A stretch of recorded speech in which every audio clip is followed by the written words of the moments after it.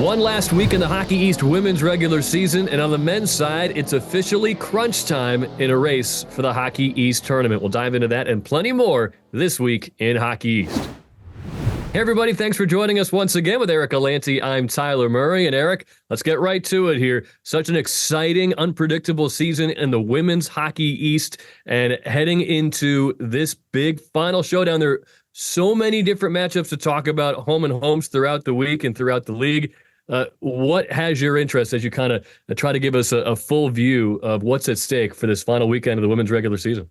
Yeah, everybody has 2 games left because it's, of course, an even number of teams on the women's side. So we're going to just try to give you everything you need to know for this final weekend of the regular season. The biggest matchup that matters head-to-head is Boston College and UNH. We're going to talk more about that matchup specifically a little bit later on in the show. But basically, that's the one head-to-head where you can kind of just look at that matchup. Whoever gets more points is going to probably be the 3 seed. Whoever gets the fewer points is probably going to be the 4 seed. BC has a little bit of a lead on UNH. So that's the one that stands out in terms of a matchup.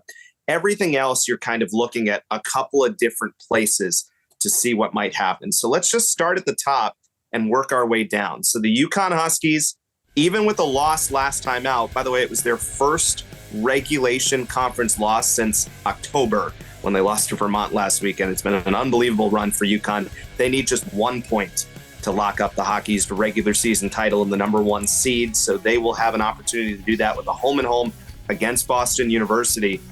So a chance for UConn. They're controlling their own destiny. They just have to worry about themselves, get 1 point. They're the number 1 seed. After UConn, we look at Northeastern, who will not be the 1 seed this year, but boy, that doesn't mean that Northeastern isn't rolling going into the Hockey East playoffs. They have a great chance at the number 2 seed because of what they did against Boston College last weekend. So they are now in the driver's seat with a 4-point lead plus the tiebreak against BC for that number 2 spot and potentially home ice in a semifinal. Obviously, a lot has to happen between now and then, but Northeastern did their job. They have 2 at home with Vermont, a good Vermont team here recently who's been playing well, but Northeastern is in the driver's seat for the number 2. We talked about the 3 and 4 seed already. That's Boston College and UNH. We'll talk more about that as we go later in the show.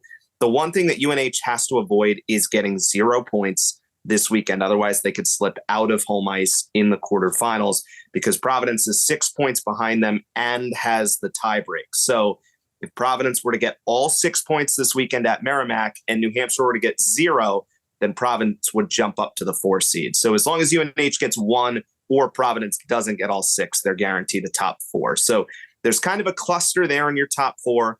Then there's kind of another cluster, 5, 6, 7 right now, which is Providence, BU, and Vermont. Vermont, who's played really well recently to get themselves in position here to maybe even get out of the opening round, which didn't seem like it was possible just a couple of weeks ago. As we said with Providence, outside chance to get a 4, but they need a minimum of 2 points to guarantee they're out of the opening round or other things happening as well. Providence is at 38 points right now, BU at 36, UVM at 34. So kind of stacked up 5, 6, 7. Remember, the top 6 stay out of the opening round on the women's side. BU and UVM really have challenges this week, and that's what kind of stands out. Great opportunities for them. But BU has to play this UConn team, which, as we said, going for the regular season title, and UVM is going to play Northeastern. Northeastern has not lost at home since November. So at worst, Vermont needs to try to get at least 1 point to guarantee the 7 seed and the first of those 2 spots in the opening round of the Hockey East tournament.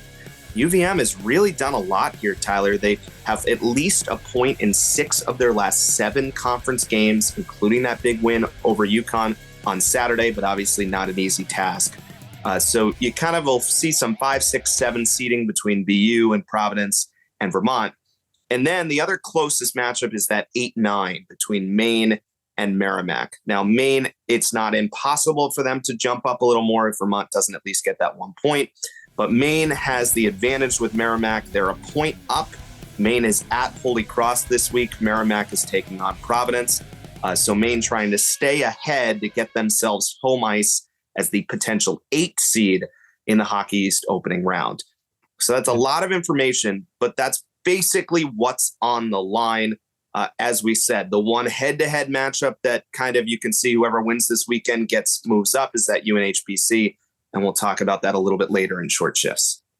And another interesting thing for me is a Northeastern situation. The last time they weren't the number one seed was 2018, but it hasn't always been home ice during their 6 straight championships. They won 4 in a row at Matthews Arena as the top seed, but their dynasty started with wins at Providence and at Merrimack. That was the former playoff format where the host site kind of rotated instead of being based on seeding like it is now. So it'll be interesting to see how they can handle maybe a road championship game for the first time in a long time.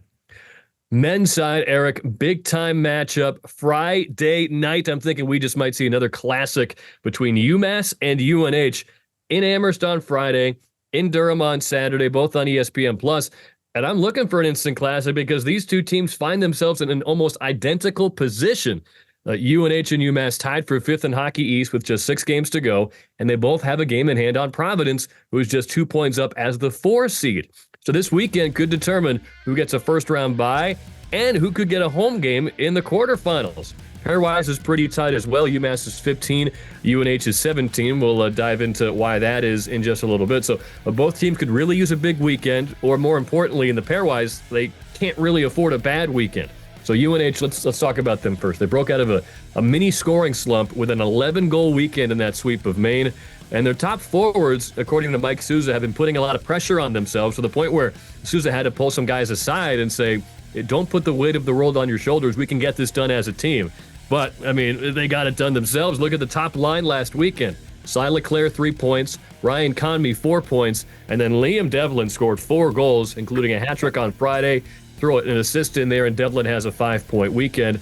And the team defense for UNH was just spectacular. The Jakob Helston, the goaltender, across the 2 games, 39 saves.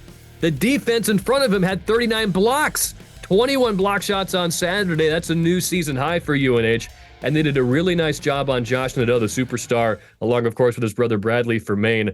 Josh had a hat trick against UNH on December 1st. You could tell they made a point of trying to limit him this time around.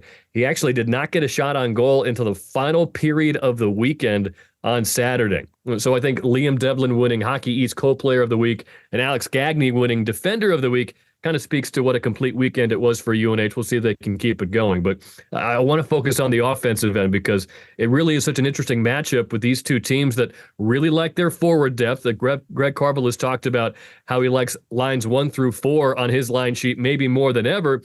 But he says it's a different feel without a clear-cut go-to guy like John Leonard or Bobby Trevino. It always helps, of course, to have those go-to guys. And we've asked recently a lot of people who cover UMass, which of these forwards do you think can elevate to become that kind of difference maker? And the name I kept hearing all year was freshman Idar Sunya. And we know he has the talent. 3rd-round pick of the Calgary Flames. And he already has some highlight reel goals this year with a really nice wrist shot. It seems to find its way through traffic. But the 2 goals he scored at Boston College on Sunday, really eye-opening for Idar Sunya. 2 big ones in 30 seconds to turn a 2-1 deficit into a 3-2 lead. Sunya is now the team leader with 11 goals. So he's really starting to develop into that guy that they really need to produce. And of course, UMass, we all know they're built from the back up. Michael Hrabel, Ryan Ufko, Scott Morrow. I mean, I don't know a better trio if you combine your top 2D and a really impressive freshman goaltender than what UMass is working with right now. So they're always fun to watch. And looking ahead for these two teams, both 4 games left after this weekend. They both play UMass Lowell twice, so let's say that cancels out in the strength of schedule. But other series, UMass goes to Maine for 2, and then UNH has a home-and-home with number 1 Boston College. So they're really going to be fighting for points the rest of the way, which puts an even bigger emphasis on this weekend. And then apropos of nothing, always interesting in the recent Shrink the Rink initiative for UNH, they're going on the road to the bigger rink this weekend, 95 feet wide in Amherst, and then it's 90 feet now in Durham. So just a little wrinkle there. But we're getting this question a lot, Eric, and I'll let you take it away. UNH sweeps a top 10 team, their arch rival. Maine's got a stellar resume. UNH, maybe their best weekend of the entire season, but they drop in the pairwise to 17. And I know you've got all the answers why. Yeah, it's an interesting one. And the simple answer is they didn't. Now, we all know they did. So why is the answer they didn't? Well, there's a couple things that we need to remember. We talked about the pairwise a couple of weeks ago, if you were here for our deep dive on it. And the thing that we talked about is the RPI is kind of your differentiator. In some years, the RPI has more of a tie-breaking impact than other years. Right now, you go all the way down to the top 33 are straight on what the top 33 RPI is. So it just happens to work out that way right now. So we can use the RPI to answer the question that we're talking about. So there's two reasons why UNH dropped from 16 to 17. Number one is the big jump that Colorado College made. Colorado College, who even though they were behind UNH in terms of comparisons one, they had a higher RPI going into last week. So then Colorado College knocks off North Dakota twice, by the way, and Colorado College all has that massive jump, or seemingly that massive jump all the way up, because their RPI really jumped. UNH, even though they were in the 16 spot, their RPI was really pretty far behind teams 15, 14, 13 that were ahead of them. So Colorado College makes their jump. They get in the field. And because of the wins that UNH had, their RPI gap between the teams ahead of them went like that. Now, I know that their ranking hasn't moved up yet, but they are in the driver's seat now. Couple of things to explain this. The distance right now in the RPI between number 1 Boston College and number 2 Boston University is greater than the difference between number 10 Western Michigan and number 17 New Hampshire. Another way to put it, UNH's RPI is closer now to number 12 Providence, 5 spots ahead of them, than it is to Nebraska Omaha, 1 spot behind them. So teams 10 through 17 are so jumbled together right now that it is just razor thin margins that are separating, which is why you saw, for example, UMass again fall from 13 to 15, which to fans, which to people who watch, it sounds like, oh my, they went from inside the tournament to outside the tournament. They barely moved. The number changed, but the percentage chance that UMass has to make the field, where they are in terms of the other teams around them, I mean, it barely moved. So that's what's really important to note here. UNH has now gotten themselves in a position where they're in striking distance. Even though they were 16 a week ago, Tyler, they are closer to the teams in the tournament now at 17 than they were last week at 16. I know that's a little complicated, but that's kind of the answer to the question. UNH really shrunk the gap in terms of their RPI. UMass, very similar situation. You have to go to the 10,000th place to separate number 13 St. Cloud from number 15 UMass right now. They are right there. So really nothing changed from last week. These teams are so close together, and the teams that take care of business are going to continue to move up. And if you have a really big weekend like Colorado College, whose RPI again was much higher to begin with, you have a chance for that big jump. But rest assured, if UNH beats UMass a couple times this weekend, they're going to move up.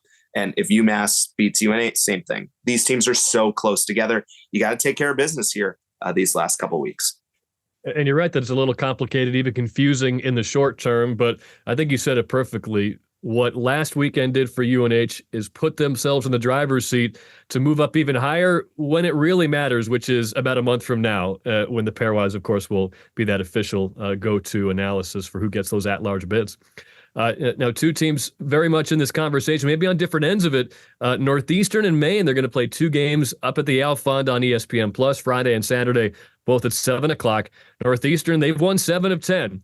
Maine has dropped 3 in a row. That's just their second losing streak of the season, and the other was a back-to-back against BU in November. They lost both of those, but came back strong. Ben Barr, I'll give him credit for this. He's the ultimate one-game-at-a-time coach. Every single coach says this, but you really buy into it with Ben Barr. They've done a really good job of not looking ahead or patting themselves on the back, even though they've had one of their best seasons in 20 years. His quote is, "We're a young team, and a lot of these experiences are new to us, including me as a third-year head coach, so it's best to not get ahead of ourselves." Well, it's another new experience this week as they're looking to right the ship for really the first time this season. Their pairwise spot is 7. They have to feel good about that. And there's nothing better for a young team than home cooking, right? They've lost just once all year at the Al Fond. That was 2 weeks ago to Providence in overtime, and a very rare loss after with a lead after 2 periods for them. So Ben Barr, he thought there were maybe some late game breakdowns in that one, but a game that maybe he thought they should have won to stay undefeated at home. And they're going to be in that building for 4 of their final 6 games of the season. The 2 road ones are at Vermont. Never an easy win, never guaranteed 6 points, but maybe Maine fans will feel okay about that one. So you feel good about where the Black Bears are right now, but keep an eye on their goaltending situation. They had gone to Swedish freshman goaltender Albin Boya for 4 consecutive games entering Saturday.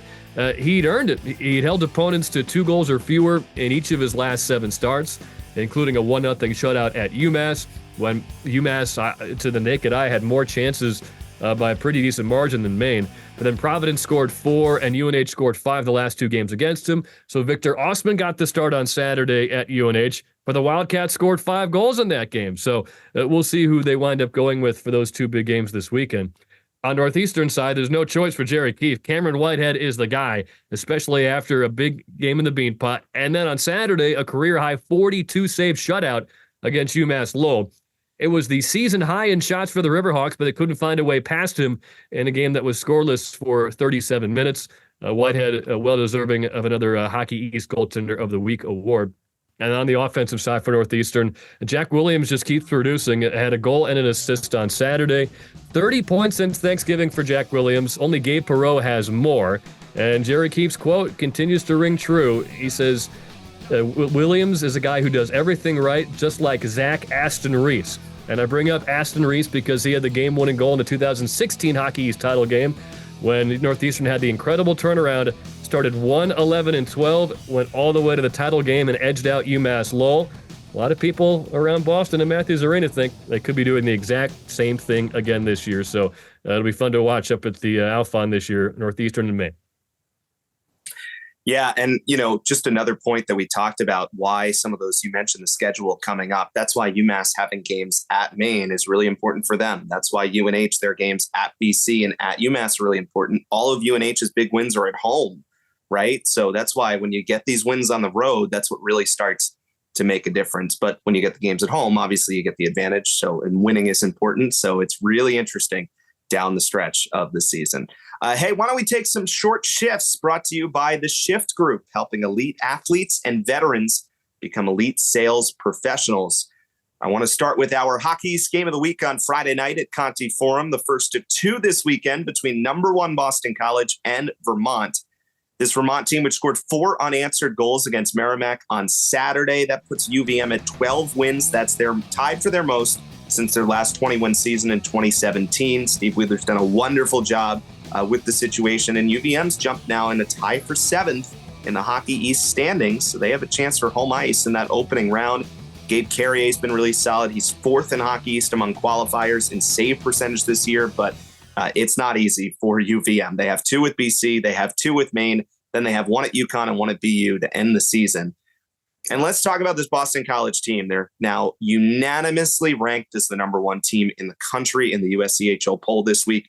It's the first time that anyone has been ranked number 1 unanimously in season since 2017 with St. Cloud back in November of 2017. Obviously, the national champs are unanimous number 1 seeds, but in season, first time. What a special weekend for Ryan Leonard. And it speaks to, again, what has made this Boston College freshman line so good. A different player can drive it every night. That's what we heard going into the season. It has rung true.